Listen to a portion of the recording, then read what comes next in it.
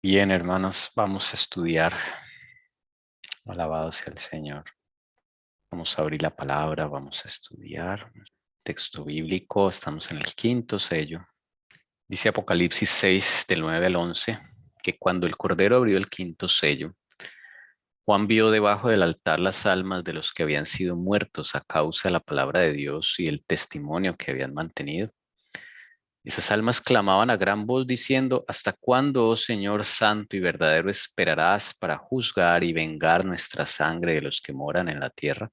Y se les dio a cada uno una vestidura blanca, y se les dijo que descansaran un poco más de tiempo, hasta que se completara también el número de sus consiervos y de sus hermanos que habrían de ser muertos como ellos lo habían sido. Estamos en el siglo XVI. Aproximadamente desde el 1517 hasta 1798 se cumple esta profecía. Hay unos mártires que claman por justicia. Están registradas esas oraciones en los libros del cielo. Juan ve esos registros del cielo. Escucha esos registros. Y estas almas murieron esperando la venganza de Jehová, no porque se deleiten en la venganza, sino para la honra y gloria del Señor, para que su muerte no sea en vano. Claro, ellos mueren, no saben qué pasa más adelante, pero se levantarán en el día de la resurrección con vestidos blancos junto a los vivos que quedemos y alabaremos al Señor porque Él es justo. Y ellos verán que su sangre derramada no fue en vano y que ellos fueron partícipes del mártir de paz, el Señor Jesucristo, el mártir de los mártires. Y en el siglo XVI surge una fuerza muy oscura, un ejército que fue preparado para desarrollar los planes del enemigo y para gobernar el mundo. Es el ejército de los jesuitas y ese es el tema que estamos, con la ayuda del Señor, estudiando, revisando en la historia, los jesuitas. Mencionado en el capítulo 12 del conflicto de los siglos, que es nuestra guía que el Señor nos ha entregado. Y el capítulo 12 es muy amplio, la señora Juez habla de muchas cosas y dedica allí unos párrafos a hablar de los jesuitas. Desde luego es solo un resumen porque hablar de los jesuitas es algo muy amplio. Y basados en eso estamos con la ayuda del Señor mirando desde dónde viene esto. Estudiamos la historia de un soldado, guerrero, español en Pamplona, España, el cual es conocido, o su nombre de nacimiento es Íñigo López de Recalde, o más conocido, famosamente conocido como Ignacio de Loyola. Y vemos cómo este hombre sufre el mismo llamado al arrepentimiento que Lutero. La misma oportunidad se le dio, pero él decidió no hacerle caso a esa voz, el Espíritu Santo, y decidió no acordarse más de sus pecados. Él se va ya a una cueva en Manresa, lugares solitarios, y vive la vida errante de una seta, castigándose, comiendo mal, durmiendo mal, y después se va a un convento. Y él en ese martirio piensa que puede hallar paz, pero no halla paz. No pudo encontrar descanso. Y él ahoga la voz del Espíritu Santo. Y él toma una decisión de olvidar sus pecados, olvidarlo todo. Y es ahí cuando empieza a tener unas visiones. Y ese es Ignacio de Loyola. Quedamos en una de esas visiones que él tuvo. sus más importantes visiones. Digámoslo así, es cuando ve la Trinidad en símbolos católicos, desde luego. Y estábamos hablando y discutíamos sobre la palabra éxtasis y discutíamos también de que lo que vio Ignacio Loyola no concuerda con la Biblia. Eso es lo principal. Cuando alguien tenga un sueño, una revelación, no debe estar en desacuerdo con la escritura ni con el espíritu de profecía, porque la palabra del Señor es una sincronía total, a menos que la entendamos mal, desde luego. Y quedamos en, digamos, en revisar un poquito más de ello. Antes de compartir lo que se ha encontrado, no sé si alguien se puso a revisar más a fondo. De pronto alguien por ahí revisó algo más y quisiera compartirlo. Si no, vamos a continuar entonces para que esto quede bien claro, hermanos, porque en estos tiempos muchos van a tener sueños y visiones. ¿Ok? Y debemos aprender a diferenciar las que vienen de Dios de las que vienen del enemigo. Es algo que tenemos que entrenarnos porque van a aparecer muchas personas que van a tener sueños y visiones. ¿Ok? Entonces, muy importante esto. Primero vayamos a la palabra, digo yo, éxtasis. Hoy en día la palabra éxtasis se entiende como algo que vive la mente de una forma espectacular, de una forma increíble, una experiencia sensorial. E inclusive hay una droga que se llama éxtasis, que lleva a la persona a experimentar estos delirios. Y veíamos un texto que anunció la hermana María Doris de Hechos, donde aparece la palabra éxtasis y se refiere a la experiencia que tuvo Pedro cuando vio un lienzo lleno de animales impuros. Y esa experiencia dice ahí que él entró en éxtasis. Entonces vamos a revisar esa palabra. La palabra en griego es la misma, éxtasis. De hecho, de ahí viene la palabra en español del mismo griego y es igualita, éxtasis. Pero, ¿qué quiere decir en griego? Porque en español se ha distorsionado un poco. Vamos a ver la palabra en otros, esa misma palabra en griego donde aparece traducida en la Biblia y vamos a aprender. Eso está en Marcos 5:42. Aquí aparece la palabra éxtasis, pero vamos a ver cómo la traducen. Al instante se levantó la niña y comenzó a caminar, pues tenía 12 años, y al momento se quedaron completamente atónitos. Es el milagro que Jesús hace con la niña, una niña que estaba ya muerta y resucita. Entonces, estaba enferma, perdón. Entonces, ella se levanta, comienza a caminar y quedan atónitos. Resulta que la palabra éxtasis se traduce como atónitos. ¿Ok? ¿Qué es quedar atónito? Queda la duda. Esta niña creo que es la que estaba ya muerta. Si la hermana Jessica me ayuda a ubicar Marcos 5:40, 42 para no salirme de aquí. Y miramos si esta niña estaba muerta, porque ellos quedan atónitos, los que estaban ahí en esa habitación. Entonces, ellos quedan completamente en éxtasis. ¿Será que ahí entraron en delirio? ¿O qué me está diciendo aquí la palabra éxtasis? ¿Una idea? Quedaron como perplejos, hermano. Eso, perplejos. Cuando uno dice también del inglés, quedó en shock. Cuando algo nos impacta demasiado, entonces que decimos quedó en shock, quedé atónito o perplejo, como dice la hermana Doris. Entonces, si notan que estar en éxtasis no significa necesariamente entrar en un delirio, una experiencia sensorial, ¿no? Es quedar atónito. Otro ejemplo está en Marcos 16:8. Y salieron ellas huyendo del sepulcro porque un gran temblor y espanto se había apoderado de ellas y no dijeron nada a nadie porque tenían miedos en la resurrección del Señor Jesús.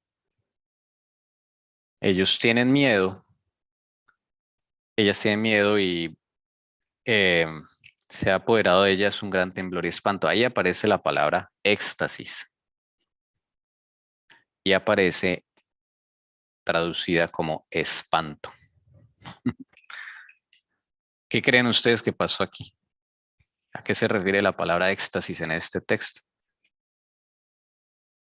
De las mujeres que fueron al sepulcro y la tumba estaba vacía. Tuvieron un gran temblor y espanto se había apoderado de ellas. Y espanto es la palabra éxtasis traducida. ¿A qué se refiere?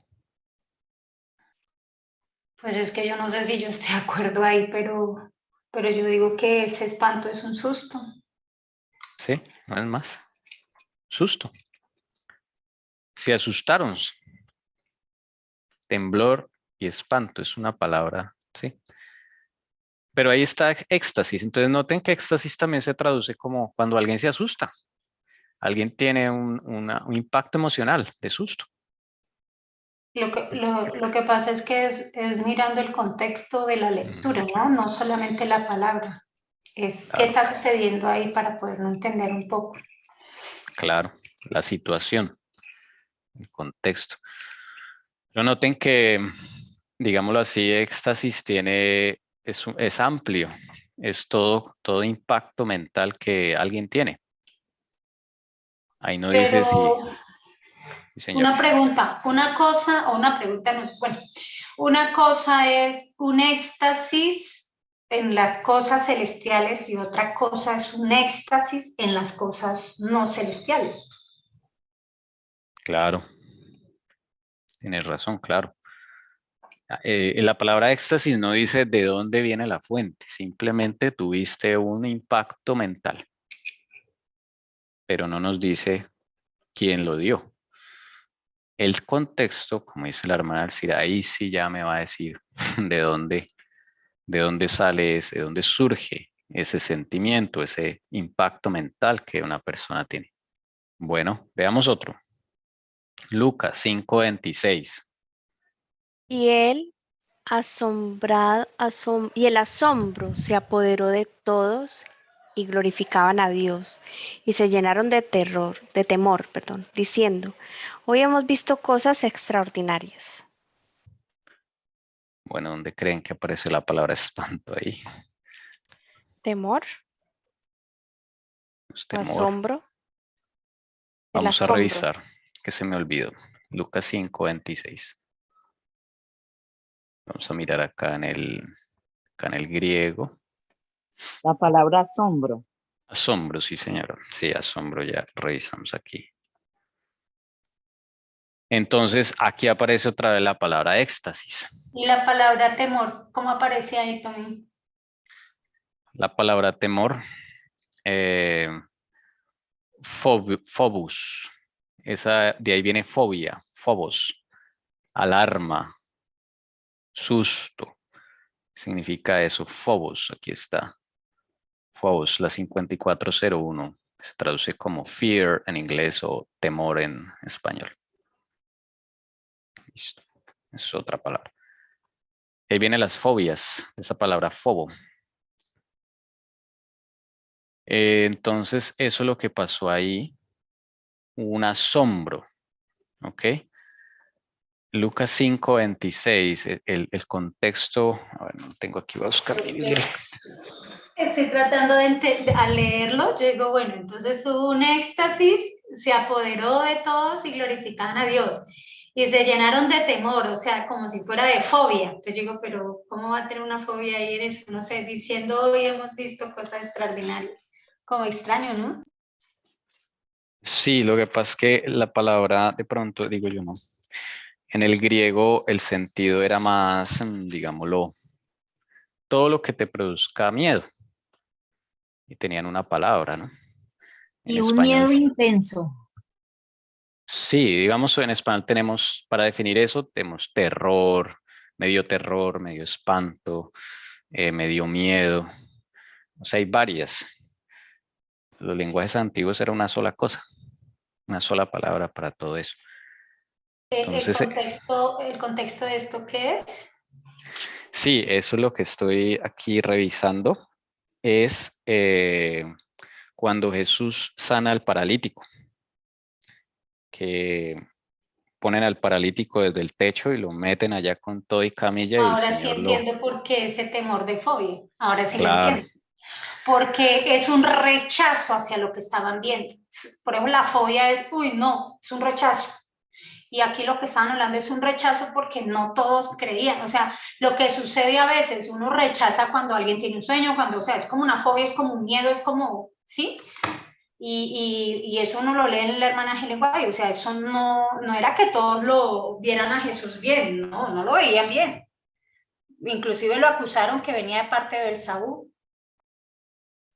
sí, es verdad. O sea, es una reacción que tienen allí. Se llenan de temor ante eso que es extraño y desconocido y piensan que viene del enemigo, pero es producido porque no conocemos a Dios. Y eso produce un rechazo. Entonces, eso miremoslo en nuestra vida cotidiana. Hay a veces rechazos de cosas, uy, ¿cómo así? Espérese.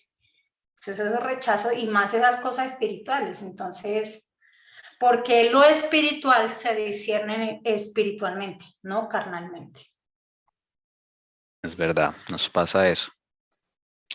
Como cuando el Señor te revela algo, Él Cira, y nos cuentas acá y a veces quedamos impactados y algunos se llenan de miedo.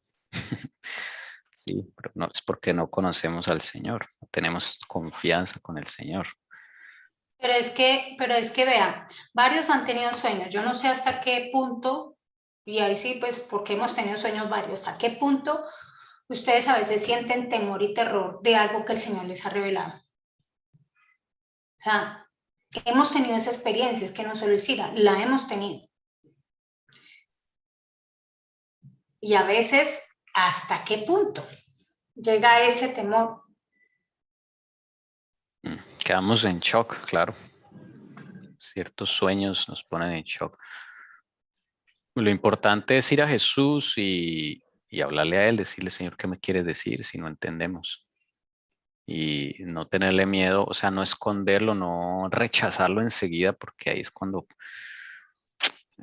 cometemos ese error, que el enemigo es decir, el Señor nos revela algo y nosotros enseguida lo rechazamos y tratamos de esconderlo y no quiero pensar más en eso.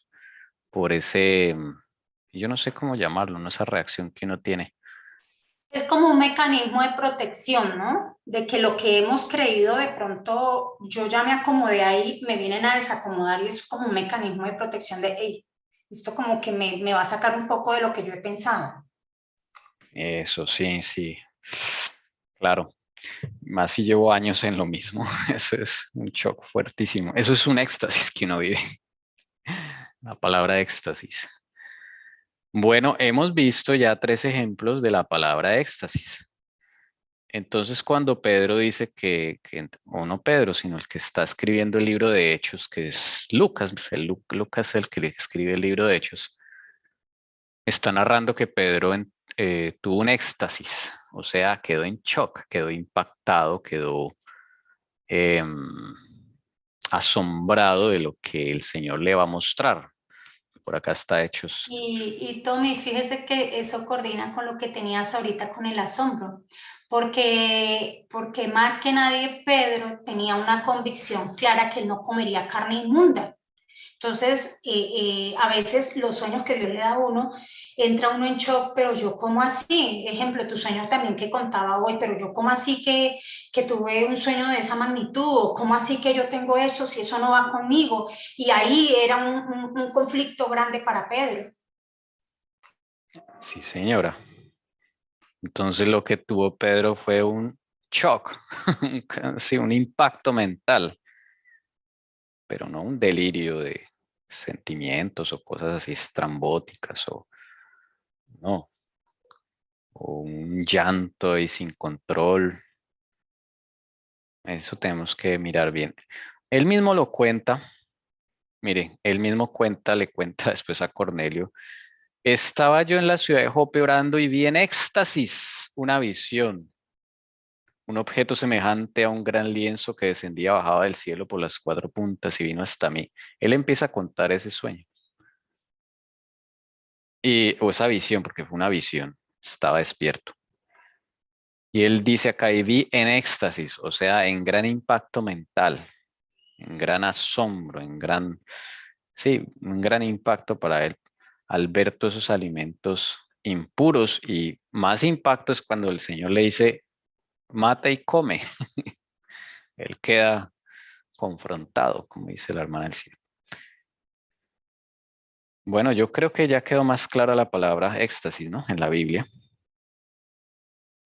Yo quisiera, no sé, agregar algo referente a cuando uno ve a través de las escrituras, también cuando tuvieron como Daniel esos sueños donde veía al Hijo de Dios, donde veía, o sea, ya algo a un nivel más avanzado, quedan mal físicamente y en todos los aspectos, ¿no? Porque la santidad del Señor es cosa seria, por eso en las escrituras dice Señor, o sea, no hay hombre que pueda ver a Dios y pueda estar vivo, o sea, es algo que los que lo han vivido tienen un tipo de experiencia aparte del éxtasis acompañado de un temor santo de su condición, de nuestra condición como pecador.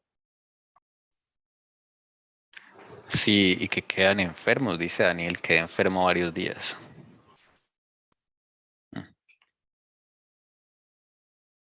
¿Tú has quedado enferma, Elcira, de alguna visión? ¿O físicamente? Yo ayer hablaba con Doris que cuando a veces Dios me da un mensaje, si yo me callo y no lo digo, yo sé que a varios les puede molestar, pero yo tengo que hacerlo, eso sí, y así me metan los problemas que me metan, lo tengo que hacer porque el Señor me ha enviado. Con amor lo hago. Sí me enfermo y creo que yo ya decidí que ese no es mi problema, si me creen o no me creen. Ese es el problema de cada quien. El problema mío es no hacer caso, no obedecer a Dios y no decir lo que tengo que decir. Y ya, pero sí, uno sí llega a quedarse porque eso es delicado. Uno a veces cree que eso solo fue en la antigüedad. No, eso no fue en la antigüedad. Yo recuerdo tanto que cuando recién conozco el Evangelio, Doris es la que me lleva los videos de las carros. Y me acuerdo que Doris me lleva como si, me hace llegar, porque ella no los lleva. Desde allá de Ogo me los manda por domicilio. Y llegan a Ogo, a Bogotá, y yo empiezo a ver los videos de las carros. Cuando Doris, como a la semana, me llama y me dice, Cira, ya usted empezó a verse uno, a mí nunca se me olvida, al menos uno, el primero. Yo le dije, no, yo ya me vi los 7, ¿cuándo va a enviar los otros? Doris quedó en shock y dijo, uy, ¿cómo así? Pero es que casi nadie arranca ni siquiera con el primero. Yo le dije, no, yo ya, eso está buenísimo, mándeme el resto. Y dice Doris, yo como sea me los busqué y allá llegaron. Los vi y yo quedé en shock también, yo quedé de tanta verdad y que uno no sabía, ¿no? O sea, uy, Dios mío. Y luego vuelvo a verla 2 veces, o sea, yo esa tanda me la vi como 3 veces, 17 videos, hermanos. Cuando yo termino de ver, como creo que fue la segunda, mi mamá había ido a visitarme allá a Bogotá, yo estaba en la universidad. Y mi mamá pues dormía conmigo, yo tenía una cama doble, entonces ahí dormíamos las dos cuando ella iba a visitarme. Y esa noche, cuando yo termino de verla, yo recuerdo que mi reacción antes de acostarme, yo vivía en la 7ª con 46, y yo me paré en la 7ª y yo miraba todo, pero como en shock, ¿no? Decir, Dios mío, la gente no sabe todo esto, o sea, como que esa angustia de uno poderle llevar esto a la gente, pero uno no sabe cómo. Y yo me fui a acostar esa noche porque yo quedé totalmente impactada. Y esa noche el Señor me da el primer sueño y viene consignado con promesas. Todo lo que el Señor me muestra ahí se da. Yo en ese momento vivía con mi novio y el Señor me mostraba que a la final nos íbamos a separar, o sea, yo iba a aceptar el Evangelio y él no. Así fue. Y todo se dio literal. Cuando termina el sueño, hermanos, imaginen la condición de uno, no queriendo decir que yo ahorita esté por encima del bien y del mal, no, estoy en ese proceso de santificación como todos nosotros. Pero pues yo no había confesado mis pecados, ¿no? O sea que el no confesar, pues eso me separa del Señor y pues yo no entendía por más que había llegado todo ese conocimiento. Y recuerdo tanto que terminé ese sueño y yo me desperté también así como, ¡fum!, quedé sentada en la cama de una y yo en shock y cuando yo como que vuelvo en sí, sentí una presencia santa en esa alcoba. ¡Ay! Y yo llegué y me cogí, me le abracé a mi mamá y me le pegué, me dijo mi mamá, ¿qué pasó? Yo le dije, uy, mamá, un sueño que tuve muy bonito, le dije, pero tengo miedo, le dije yo, y creo que Jesús está aquí. Hermano, la presencia del Señor es santa.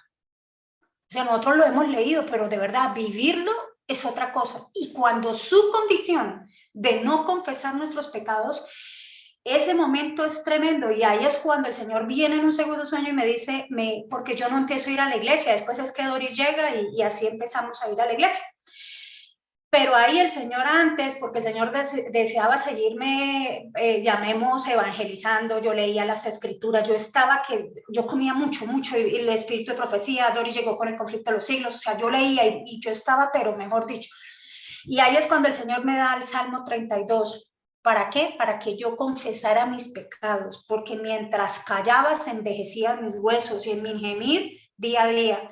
Caigo de rodillas y empiezo a llorar y a ver todo lo que yo había vivido o estaba viendo con Roberto. Bueno, y pasó ese año, todo ese tiempo, hasta que ya, y así es como empiezo a tomar la decisión de alejarme de Roberto. Ya, se tomó de acuerdo con el Señor, porque él no quería sino que continuáramos con la rumba y el mundo, y yo ya tenía que tomar una decisión, yo ya quería bautizarme. Entonces, hermano, volviendo, la presencia del Señor es santa, da terror, da miedo. Por eso no hemos entendido, nosotros creemos que esto es así nomás y yo puedo seguir en lo que yo ando y no, eso es delicado. Gracias. Gracias, hermana Alcira, por compartirnos esa experiencia. Maravillosa. Bien, entonces, si notan, hermanos, esto es para que comparemos lo que vivió Loyola con cosas reales, cotidianas, que nuestra hermana Alcira nos ha compartido. Voy entonces a volver aquí a la diapositiva. Disculpen que esto yo no sé si tú lo dijiste, pero la diferencia es que una viene acompañada junto con la razón, ¿no? Porque Dios no es emocional. Nos han hecho creer que todo es amor, emociones, no. Viene acompañada de la razón. Y la razón, un escrito está. Y eso te lleva a la transformación, a que tú debes confesar lo que has hecho y ahí empieza. Acá en ningún momento él lo que hace es rechazar, porque él no tolera que es la primera fase, que a uno le estén diciendo, oiga, usted está mal en esto, que eso lo hace el Espíritu Santo en uno. Y a veces hermanos que Dios usa le puede decir a uno. Entonces, eso es una diferencia muy, muy importante cuando viene del cielo, ¿no? O sea, primero, para ser, digamos, salvado, pues hay que ponernos a cuenta con él, aceptar ese regalo de salvación. Pero acá Loyola no habla de eso. Sí, él desecha el llamado que le hace el Señor y ahoga esa voz. Y entonces, claro, empieza el enemigo a trabajar con él y empieza a tener esas visiones. Por ejemplo, en esta ve la Trinidad, o sea, el Padre, el Hijo, el Espíritu Santo, todo en uno. Pero dice la Biblia, Juan capítulo 1, versículo 18. Pero usted tome nota, Juan capítulo 1, versículo 18. A Dios nadie le vio jamás. El unigénito Hijo que está en el seno del Padre, Él le ha dado a conocer. La Biblia es clara que al Padre no se le puede ver, ningún ser humano puede verlo. Miren esto, creo que yo acá lo anoté. Esta experiencia de la hermana White está en Primeros Escritos. Aquí está el texto, pensé que no lo había colocado, disculpen hermanos. Juan 1:18, ¿sí? Nadie ha visto jamás a Dios, está la Biblia de las Américas. Esto está en sincronía también con el espíritu de profecía, ¿sí? Vi un trono y sobre él se sentaban el Padre y el Hijo. Me fijé en el rostro de Jesús y admiré su hermosa persona. No pude contemplar la persona del Padre, pues le cubría una nube de gloriosa luz. Pregunté a Jesús si su Padre tenía forma como él. Dijo que la tenía, pero que yo no podía contemplarla, porque dijo, si llegases a contemplar la gloria de su persona, dejarías de existir. Claro, ¿no? El padre, la señora White no pudo ver al padre. Su forma no pudo. Solamente veía una nube de luz gloriosa que cubría al padre, pero ella nunca pudo ver al padre. Ni nadie Hermano, puede verlo. Sí, señora. pues yo tengo a ratos como una confusión con cuando Moisés que dice que entró a fue el que decía que quería verlo, fue Moisés, ya no me Su acuerdo si gloria. fue Moisés, Sí. sí, pero que la espalda, que había visto que la espalda fue, entonces Sí. ahí no era el Padre, era Jesús, porque nadie lo ve, o sea, si nadie ha podido ver al Padre, la verdad es que así es. Pero entonces él decía que quería verlo y cuando le dice que se tapara o algo así porque él iba a pasar, pero que pasó fue de espalda, estoy mal. Ahí quién entonces se presentó, ¿sería el Padre o sería Jesucristo? Yo tengo esa confusión ahí, no sé cómo es. En esa escena, estudienlo cada uno, ¿no? Pero hasta donde yo he estudiado, en esa escena aparecen los dos. Cuando dice que Moisés habló cara a cara y ninguno más volvió a hablar cara a cara, es con Jesús, no el rostro del Padre. Cuando él ve la espalda, ve la espalda, al parecer ahí dice que es la espalda del Padre, pero no estoy seguro. Porque ahí en esa escena bajan los dos, está Jesús y el Padre. Y Jesús alaba al Padre, ¿sí? Pero hay que estudiarlo. Es lo que hasta donde he Sí, estudiado esa parte. porque, bueno, yo también quiero aportar, o sea, pero sí sería bueno estudiarlo porque lo que yo entiendo cuando he leído Patriarcas y Profetas es que, llamémoslo así, desde que salen de Egipto, el que, dice la hermana Helen White, que el que inicia esa travesía antes de salir, porque para eso es el Cordero, y el que los guía en toda esa travesía fue Jesús.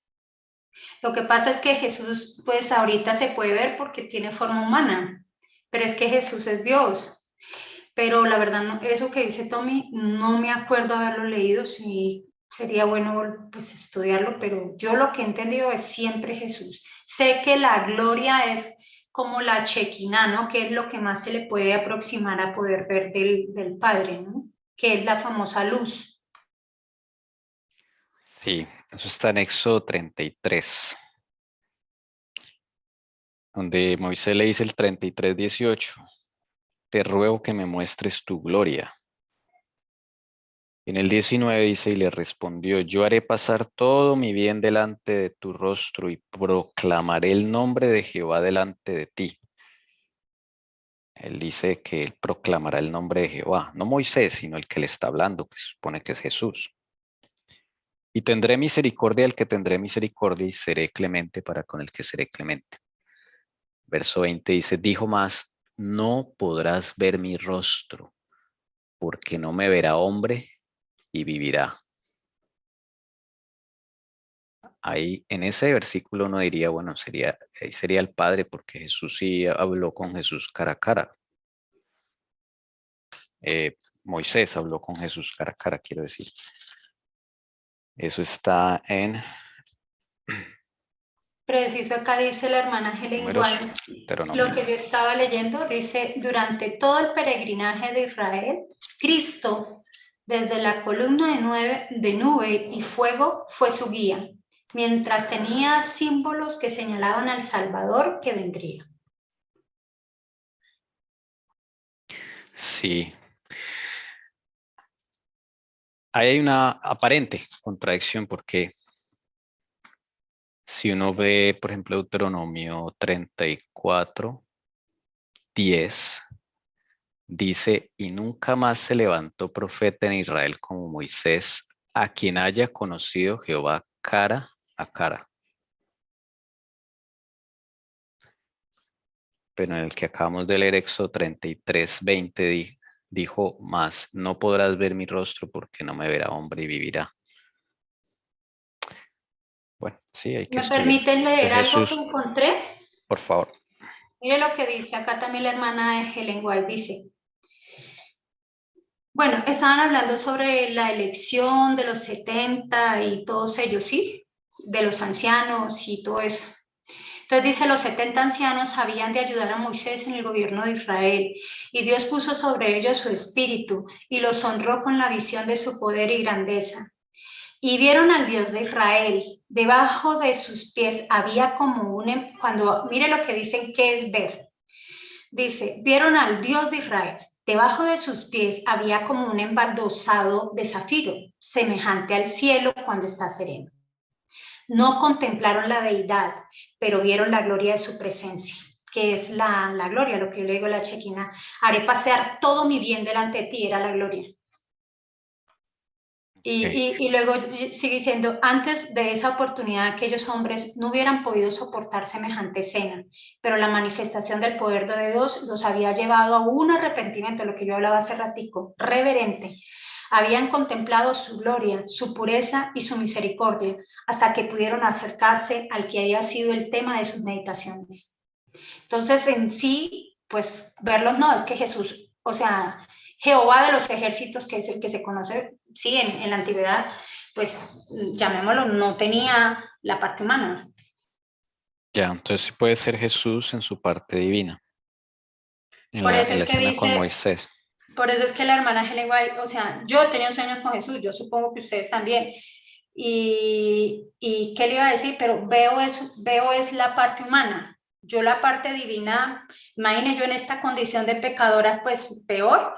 Por eso aquí lo que están hablando de que sí debemos, como me decía el Señor en su momento, yo debía ir a pedir perdón antes de ir a la iglesia adventista, porque yo duré casi un año de ir, antes de ir a la iglesia adventista, pero el Señor no podía seguirse comunicando conmigo. O sea, a raíz de todo eso, yo empecé a guardar sábado ahí en la casa, o sea, en el apartamento. Y así. Pero antes de eso, pues imagínense, para poder seguir hablando, es que nuestra condición de pecado es lo que impide escuchar la voz de Dios. Por eso se nos dificulta, porque nosotros no hemos llegado a esa revisión intensiva y ese trabajo debe ser diario. Sí, amén. Y eso va en sincronía con lo que le pasa a Moisés. Moisés no ve a Dios cara a cara desde el principio, a Jesús quiere decir. Para llegar allá es en Números 12, también pueden anotarlo ahí, Números 12, 6 al 8, donde dice el Señor Jesús, cuando haya entre vosotros profeta de Jehová, le apareceré en visión, en sueños hablaré con él. Pero miren el 7. No así mi siervo Moisés, que es fiel en toda mi casa. Verso 8. Cara a cara hablaré con él, y claramente, y no por figuras, y verá la apariencia de Jehová. Interesante. O sea, la experiencia de Moisés, ¿no? Algo que dice la hermana Helen White de Moisés, Moisés representaba simbólicamente Jesucristo, el que estaba intermediando ahí en el pueblo. Por eso cuando Dios le dijo, Jesús, hágase a un lado que va a destruir a este pueblo, ¿quién intercedió ahí?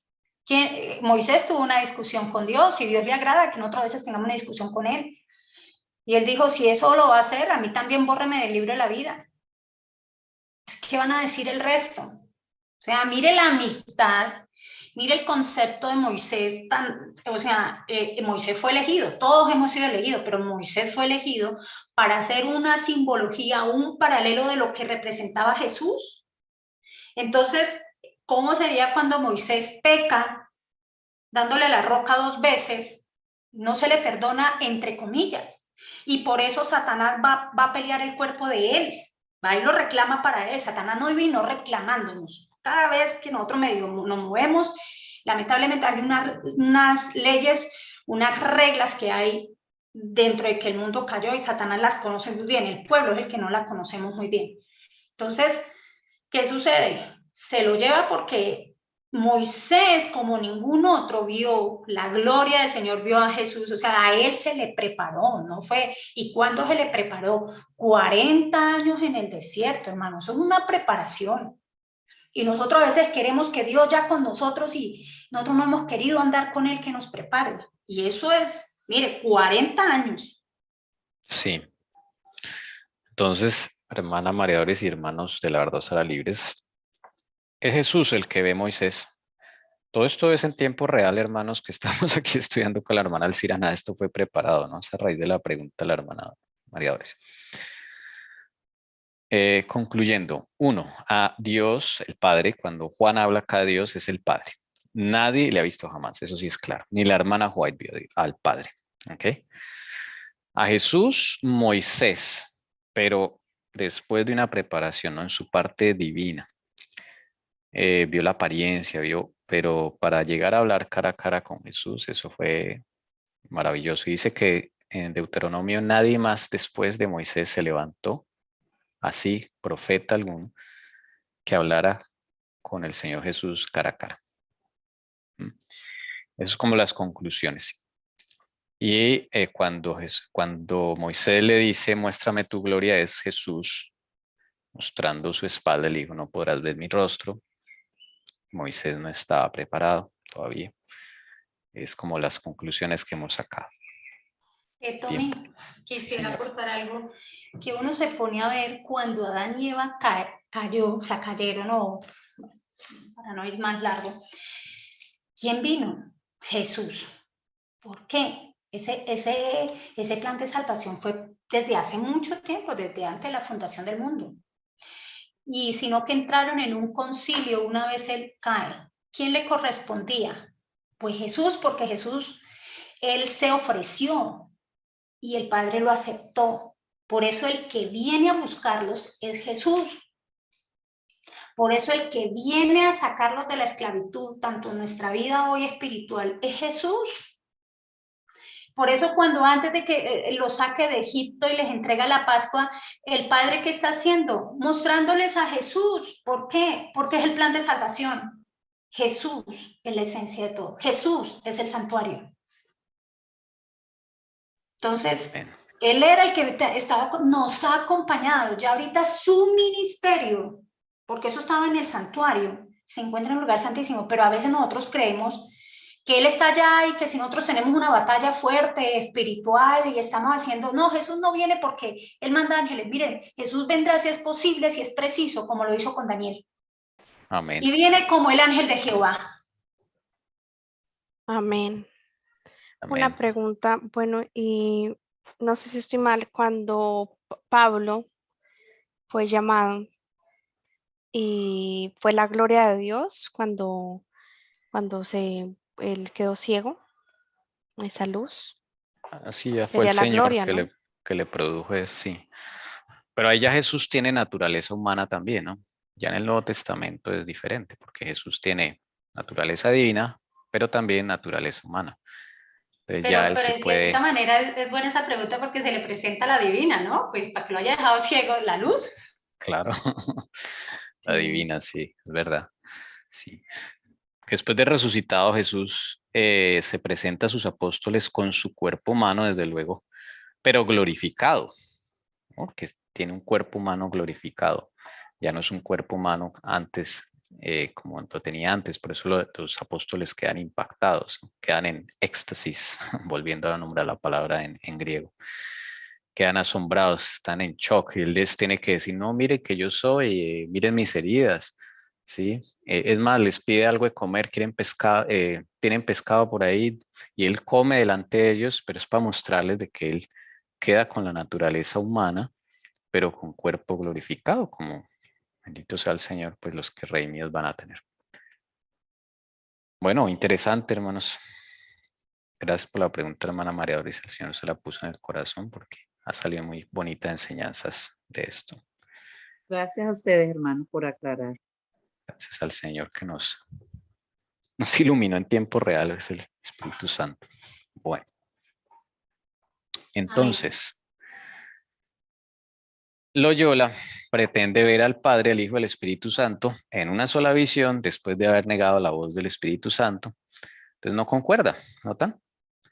Y al Padre nadie le vio jamás. Entonces, ¿cómo pudo haber visto Loyola al Padre? No, imposible. O sea, esto es una visión que Satanás ya le empieza a dar a este personaje. Entonces, para que quede bien claro eso. Dice, estas numerosas apariciones habían eliminado todas las dudas, creyó, no como Lutero, por las cosas de la fe que estaban escritas en la palabra de Dios, sino por las visiones que había visto. Aunque no hubiera existido la Biblia, dicen sus apologistas, aunque estos misterios nunca hubieran sido revelados en la Escritura, él los habría creído porque Dios se le había aparecido.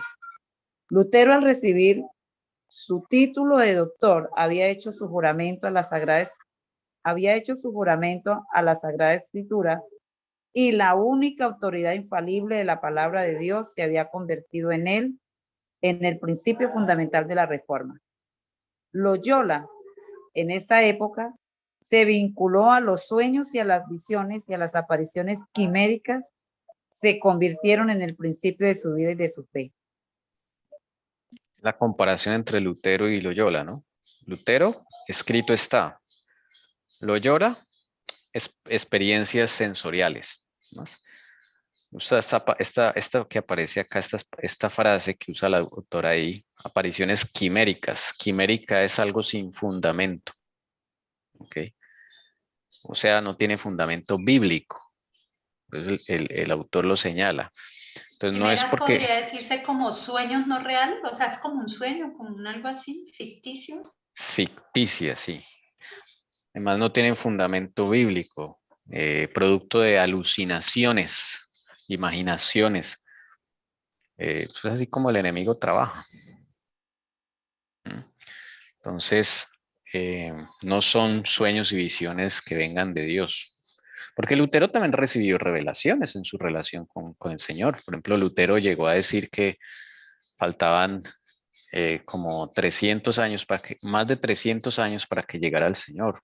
Estudiando, y yo dije, pero ¿de dónde sacó eso Lutero? Eso está escrito. Y sí le coincide, porque cuando él dijo eso, llega hasta la época de 1844.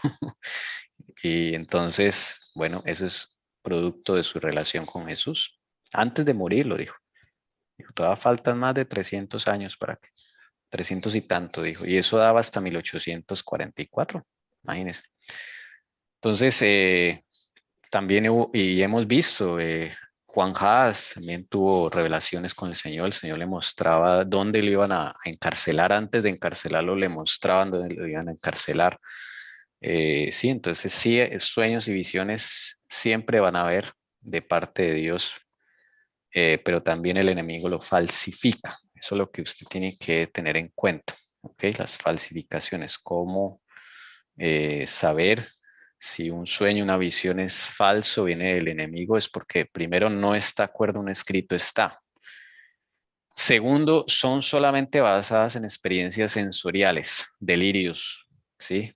Imaginaciones ficticias, quiméricas, como dice la autora. Emociones, sí. Acá no hay razón, acá no hay nada que pensar. O sea, cuando Loyola tiene esta visión, ahí no hay nada que pensar, que meditar, que no le sirve ni a él ni a nadie. Pura emoción. No sirve para nada esa visión, digamos, en términos espiritual, no le está aportando a nadie. Esa es otra forma de saber cuando es una visión de Dios, una visión del enemigo. El enemigo no va a aportar nada bueno. Dios siempre que envía una visión, un sueño, tiene un propósito. Es racional. Va a aportarle algo a la persona que la recibe y a otras también, o a la congregación, ¿entienden? Pero esto no aporta nada, simplemente una experiencia que tiene él en su emoción, en su delirio, y ya. Entonces dice que ya el Señor le habla. Terrible eso. Terrible. Bueno, entonces, para que quede bien claro eso, el autor aquí hace también esa diferencia entre Lutero y Lutero a la escritura. Sí, escrito está, eso es lo más importante. Coincida con la palabra de Dios. Culmina el autor diciendo que la estancia de Lutero en el convento de Erfurt y la de Loyola en el de Manresa nos explican el primero la reforma, el segundo el papismo moderno. El monje que iba a reanimar el agotado vigor de Roma se dirigió a Jerusalén después de abandonar el claustro. Ambos tuvieron como un claustro, ambos estuvieron en soledad, a ambos el Espíritu Santo les dio la oportunidad, pero la elección de cada uno es el que hizo la diferencia. Notan cómo nuestras decisiones va a marcar una diferencia en el rumbo que estamos tomando, ya sea para crecer en Cristo o para irse a los lados de las tinieblas, hermanos. Cada decisión es trascendental en nuestra vida, hermanos. Si decidimos por Cristo, pues que ese sea de verdad el deseo para todos que decidan por Cristo, como Lutero y como muchos otros, ¿no? Bueno, esa fue la historia de la conversión a las tinieblas que sufrió Loyola. Y allá en esa cueva de Manresa, él empieza a escribir los futuros ejercicios espirituales. Pero sigamos, que esto se pone tremendo, esta historia. Él se va a Jerusalén. Vamos a ver cómo le va en Jerusalén. Ana Carolina. Pero el recibimiento que se le esperaba en la ciudad santa no era el que pero el recibimiento que le esperaba en la ciudad santa no era el que él había previsto. Sus harapos, sus mechones despeinados que casi ocultaban sus escuálidos rasgos, no concordaban con la magnificencia de la misión que le había llevado a aquella orilla. Loyola pensaba hacer en su persona lo que los ejércitos de los cruzados no habían podido hacer con su fuerza combinada. El jefe de los romanistas de Jerusalén vio en él más bien a un mendigo que a un guerrero, y temiendo sin duda que si ofrecía batalla a los turcos, era más probable que provocara una tempestad de fanatismo turco antes que hacer retroceder a las hordas del infiel. Le ordenó que desistiera bajo la amenaza de excomunión. Así, resistido, Loyola volvió a Barcelona, a la que llegó en 1524. La condición de Loyola fue tal que el jefe de los romanistas de Jerusalén se asustó y dijo, no, este tipo nos va a dañar todo lo que estamos haciendo acá. Más bien vaya si lo amenazó con excomunión y todo. Porque según Loyola, él iba ya a salvar a la Iglesia Católica de los turcos otomanos, ¿no? A salvar al papado de los turcos otomanos, pero cuando lo vio allá el jefe dijo, no, más bien váyase porque aquí lo que va a pasar es lo contrario. Y bueno, ahí no le fue bien. Entonces él se va de ahí, se va a estudiar a España, ¿ok? La contrarreforma, digamos, inicia en España. Y acá entonces él empieza a estudiar, estudia en dos partes. Está la Universidad de Alcalá, donde él termina el latín, estudia latín para 1526. Aunque era un hombre de 35 años, se fue a Barcelona a estudiar y allí, sentado en medio de la juventud de la ciudad, prosiguió el estudio del latín. Habiendo adquirido cierto dominio de esta lengua, se trasladó en 1526 a la Universidad de Alcalá para comenzar teología. En poco tiempo comenzó a predicar. Al descubrir un gran celo en la propagación de sus principios y teniendo poco éxito en hacer discípulos, la Inquisición, considerando que tanto el hombre como sus objetivos eran algo misteriosos, lo arrestó. La orden de los jesuitas estuvo a punto de ser cortada de raíz. Pero al no encontrar en Loyola ningún sesgo herético, los padres lo despidieron con la promesa de que guardaría la paz. Se dirigió a Salamanca, pero allí también encontró obstáculos similares. No era agradable romper el freno de los privilegios y la autoridad canónica, pero le sirvió como disciplina. Agudizó su circunspección y astucia sin disminuir en lo más mínimo su ardor. Aferrado a su gran propósito, abandonó su tierra natal y en 1528 se dirigió a París, donde ingresó como estudiante en la Universidad de Santa Bárbara. A él lo arresta la Inquisición. Los mismos católicos, porque, claro, el tipo es como raro, ¿no? lo arrestan, pero pues no le encuentran tampoco así nada. Eso dice la historia. Y él entonces se va primero a Barcelona, estudia latín, luego a Alcalá, estudia teología, y luego se va a predicar, lo arrestan, se va a Salamanca, pero tampoco lo quieren. Es que ese señor infundía miedo, la verdad. En los cuadros que ponen de él se ve mucha oscuridad en él. Y a los mismos católicos les asustaba. Entonces él dijo se va a París, 1528, a la Universidad de Santa Bárbara, y allá es donde, digamos, un punto de inflexión en su vida.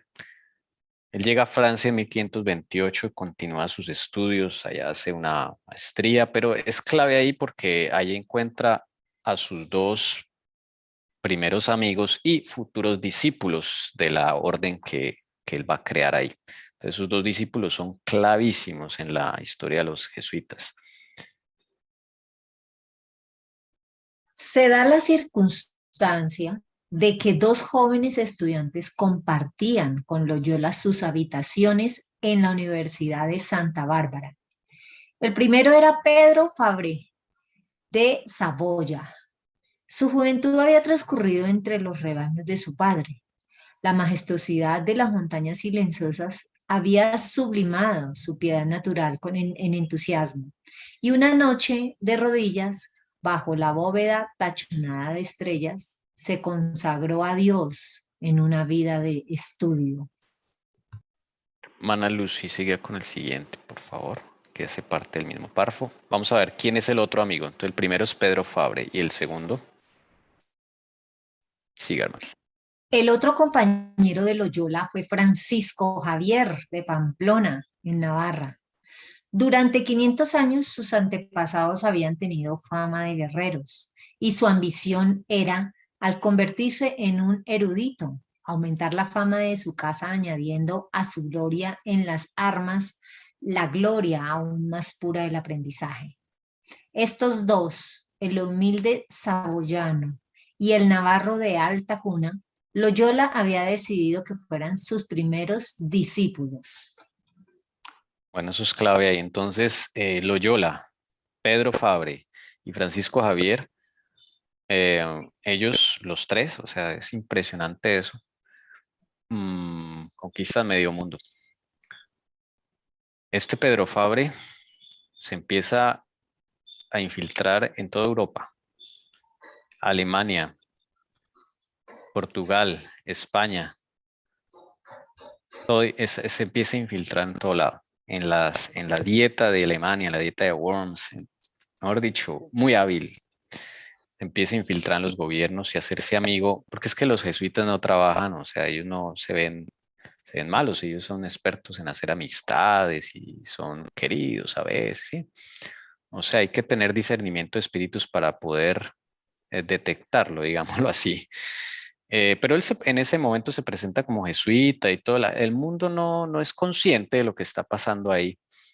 Inclusive se hace amigo de muchos protestantes, pero él tiene allá otro objetivo, más allá de la amistad, que es perpetrar el protestantismo. Y por el otro lado, Francisco Javier, él se va para la India, China y Japón. Y su ministerio dura 12 años nomás. Pero es es un poder más allá del humano, digo yo, porque eso no es normal. El tipo abre, o sea, se echa al bolsillo India, Japón, y si no es porque se muere, también se echa al bolsillo China. Él es el que se va allá a los samuráis de Japón, se infiltra en ¿cómo se llama el monarca de Japón? El emperador. Y se infiltra allá. Algo tan hermético como eso, y él aprende la lengua y todo, para poderse asociar, hacer amigos y todo, y logra capturar, digámoslo así, camufladamente a Japón y a India. Es clave lo que hace este Francisco Javier. Y al sol de hoy. Entonces, estos dos junto con Loyola, pues son como los comandantes de esa orden que va a crear. Miremos cómo entonces se crea la orden finalmente. El 15 de agosto de 1534, Loyola, seguido por sus 9 compañeros, entró en la capilla subterránea de la iglesia de Montmartre, en París, y una misa fue celebrada por Fabre, quien había recibido las órdenes sacerdotales. La compañía, después del habitual voto de castidad y pobreza, hizo el solemne juramento de dedicar sus vidas a la conversión de los sarracenos, o, si las circunstancias hicieran imposible este intento, de ponerse ellos y sus servicios sin reservas a los pies del Papa.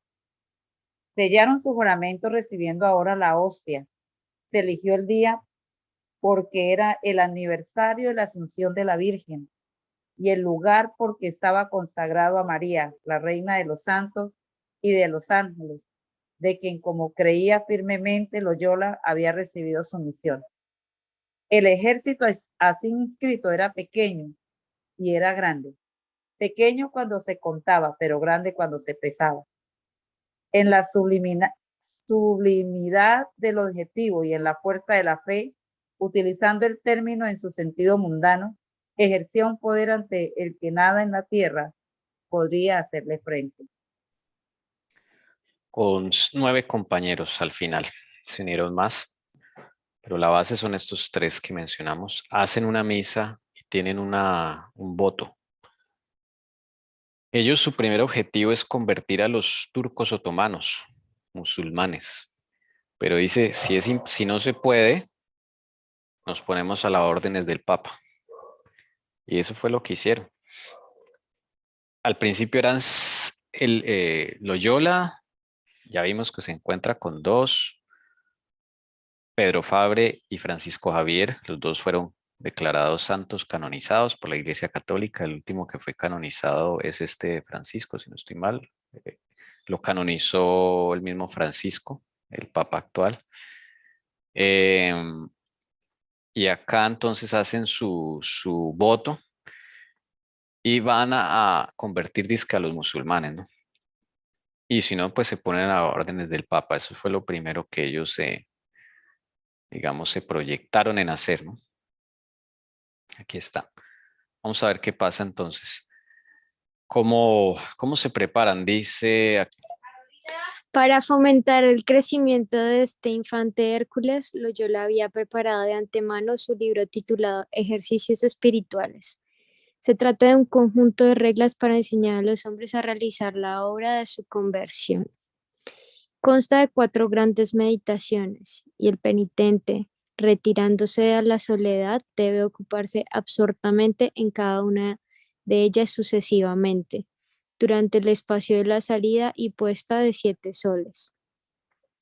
Puede ser llamado un viaje desde las puertas de la destrucción hasta las puertas del paraíso, trazado en etapas para que pueda ser recorrido en el corto periodo de las 4 semanas. Hay pocos libros notables en el mundo. Combina la abnegación y la mortificación del Brahman con el ascetismo de la anacoreta y los éxtasis de los escolásticos. Profesa, como el Corán, ser una revelación. El libro de los ejercicios, dice un jesuita, fue verdaderamente escrito por el libro de Dios y entregado a Ignacio por la Santa Madre de Dios. bueno, según los jesuitas dicen que el libro Ejercicios Espirituales fue escrito por el dedo de Dios y por la Santa Madre de Dios.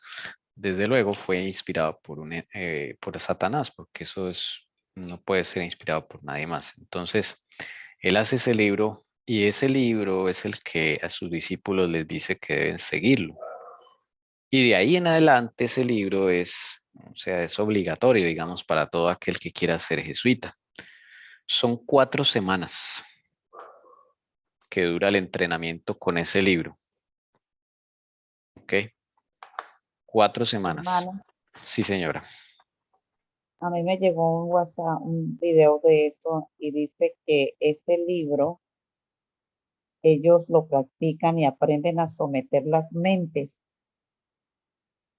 Es una manera de, ay sí, como de encarcelar los pensamientos de las personas, haciéndolos como esclavos. Yo no sé si eso sea así. ¿Usted qué Sí, dice, hermano? sí, así es. Vamos aquí a leerlo, a ver qué son los ejercicios espirituales ahí. Este libro que estamos leyendo, Historia del Protestantismo, es el que la hermana White usó para escribir la parte en el conflicto de los siglos que habla de los jesuitas.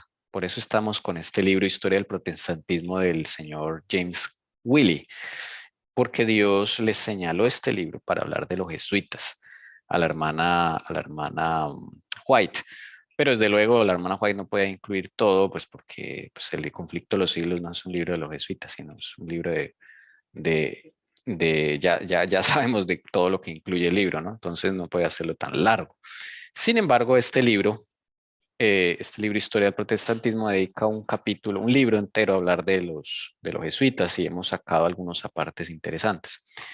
Entonces, como dice la hermana María Doris, sí es un libro para ahogar la voz del Espíritu Santo, para hacer la propia conversión de uno. Imagínense esas cosas tan terribles, ¿sí? Es la propia conversión de uno. Es un ejercicio para pasar por las etapas de la conversión, pero hacerlas uno mismo, no dirigido por el Espíritu Santo y nada de eso.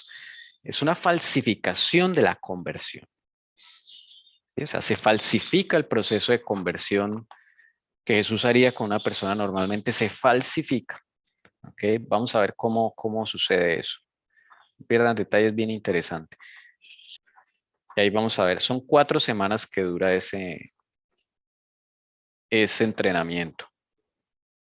Los ejercicios espirituales, hemos dicho, eran un conjunto de reglas mediante las cuales uno podía efectuar en sí mismo ese gran cambio que en el lenguaje bíblico y teológico se denomina conversión. El libro mostraba por parte de su autor un gran conocimiento del corazón humano.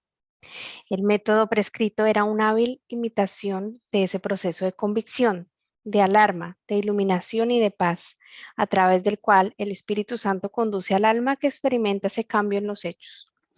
Esta transformación divina se estaba produciendo en aquella hora en miles de casos en el mundo protestante.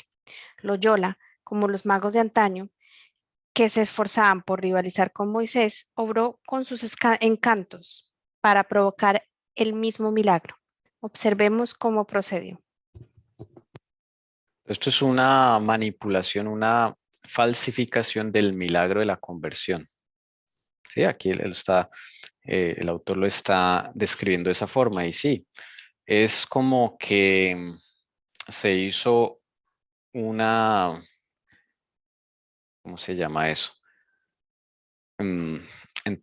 Hacer entrar a la persona, hacerle creer y creerse a sí misma, engañarse a sí misma de que al pasar esas 4 semanas está convertido, ¿sí? Pero pues no sabe lo peligroso que es eso, ¿no? Y vamos aquí a narrar ya en los últimos minutos, un par de párrafos para que nos cuenten rápidamente en qué consiste esas 4 semanas. Dice, la persona debía, en primer lugar, apartarse del mundo, aislándose por completo de todos los asuntos de la vida. En la solemne quietud de su habitación debía hacer 4 meditaciones cada día, la primera al amanecer y la última a medianoche. Para ayudar a la acción de la imaginación en el alma, la habitación debía estar artificialmente oscurecida y en sus paredes debían colgarse cuadros del infierno y otros horrores. El pecado, la muerte y el juicio debían ocupar exclusivamente los pensamientos del penitente durante la primera semana de reclusión. Debía reflexionar sobre ellos hasta que, en cierto modo, contemplara la vasta conflagración del infierno, sus lamentos, gritos y blasfemias. Sintiera el gusano de la conciencia. En fin, tocará esos fuegos por cuyo contacto se abrazan las almas de los reprobos. Reprobos. Primera semana, aislamiento. Eso ya, en sí, eso ya es tremendo porque es como una autoprogramación mental que se hace de la persona. Se aísla de todo mundo, nadie lo puede, no puede tener contacto con nadie, ni siquiera con los mismos, digamos, compañeros ¿no? Esos son celdas especiales.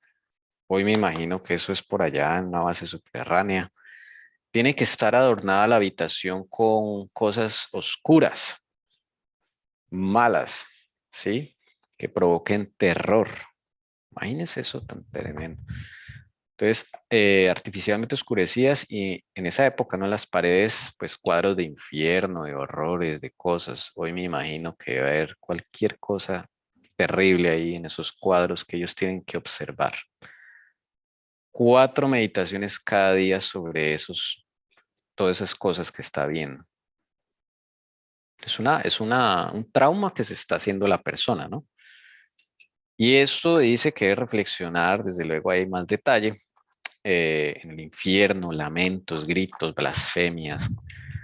Está recreándose, digámoslo así, ese estado en el que entró Loyola, de que no encuentra paz, de que le aterroriza todo. Sí, es como una manipulación. Eso sí es terrorífico porque es de Satanás, no es del Espíritu Santo. El Espíritu Santo lo lleva a uno a sentirse triste por el pecado.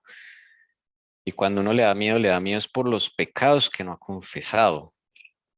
Pero Dios en ningún momento va a usar estas cosas, ¿no? Entonces es una programación que se hace la misma persona. Vamos a dejarlo ahí porque se acabó el tiempo. Esta es la primera semana que recibe, digamos, un miembro que quiere ser jesuita. Es lo primero que hace, es este entrenamiento de los ejercicios espirituales. Y esta es la primera semana. No sé si alguien quiera comentar algo, preguntar algo. No, hermano, a mí me hace acordar de lo que ustedes nos mostraban en tiempos pasados, de los niños que metían en esos cuartos oscuros. No, yo decía, o sea, me estoy imaginando eso, ¿no? Que para sacarle ese adenocromo, que los asustaban. O Sí, sea, ahí es donde uno se da cuenta que eso es puro satanismo. Que sí, proviene de Satanás, mejor dicho. sí, eso sí. Pero eso es solo la primera semana. Y claro, es algo artificial, ¿no? Y jugar con las emociones y todo eso. Claro, hoy en día se debe hacer con niños y todo eso. Pero digamos, interesante el cambio que vive la segunda, tercera y cuarta semana de estos ejercicios espirituales. Uno pensaría que, o sea, uno no se llega a imaginar qué es eso. Pero vamos a darlo en la tarde porque ya para que tengamos tiempo y nos animemos a venir en la tarde y podamos compartirlo con la ayuda del Señor. ¿Vale? Entonces vamos a orar. No sé quién quisiera orar para finalizar. Yo. Vamos a arrodillarnos los que podamos, a hablar con nuestro Padre y nuestro Señor Jesucristo. Oremos. Padre eterno que estás en los cielos, santificado sea tu nombre. Gracias, Padre, por tu infinito amor, por tu justicia. Gracias, Padre, porque a pesar, Señor, de que físicamente no te hemos visto, por medio de tu Hijo, nuestro Señor Jesucristo, nuestro Rey de Reyes, te has manifestado en cada una de nuestras vidas. Por medio del Espíritu Santo, Señor, nos convences de pecado. Y te has fijado en cada uno de nosotros, Señor, los que estamos aquí conectados en este momento, los que nos van a ver. Gracias, Señor mío, por tu infinita misericordia, porque tenemos muchos privilegios, Señor. Al fijarte en nosotros, al estudiar tu palabra, Señor, esta levadura de verdad, Señor, que quieres impregnar en nuestras vidas para transformarnos, para abrir nuestros ojos, Señor mío. Gracias porque te interesas en nuestra salvación, en nuestra vida. Y te pedimos para que abras nuestro entendimiento en estos temas, para que nuestros ojos sean abiertos por ti y para que cada uno de nosotros, Señor mío, en este día santo pueda ser santificado, limpiado y tu palabra, Señor, pueda impregnar nuestros corazones y que esta verdad, Señor, podamos también, según sea tu voluntad y a quien tú digas, Señor, compartirla. Te agradecemos, Señor, porque hemos podido alabarte, clamar a ti, hemos podido, Señor, estudiar tu palabra y te pido para que cada uno de nosotros, Señor, en este momento pueda retirarse, seguir meditando, Señor, contigo en tu santo sábado, Señor, y podamos volver en la tarde, Señor, a reunirnos como hermanos. Gracias, Señor Jesucristo, por tu intercesión en el santuario. Gracias por ese arduo trabajo. Y gracias porque aún disfrutamos de paz, Señor, en medio de esta tempestad del mundo, en medio de todo esto que haces estos jesuitas, Señor Santo. Tú nos tienes, Señor. Tú te interesas, Señor, por nuestra vida. Gozamos de vida, de salud y no nos hace falta nada, Señor Santo. Lo más importante nos falta, Señor, más limpieza en nuestro corazón. Y bueno, que en este sábado podamos seguir disfrutando, Señor, gozándonos en tu palabra, seguir meditando y seguir compartiendo como hermanos, Señor, que cada uno de nosotros, los que vamos a almorzar, Señor, también te agradecemos de antemano, porque ya tuvimos alimento espiritual y ahora tendremos el físico. Todo esto, Padre Celestial, te lo agradecemos y te lo pedimos en tu nombre, Señor Jesucristo, nuestro bendito Salvador y Redentor. Amén.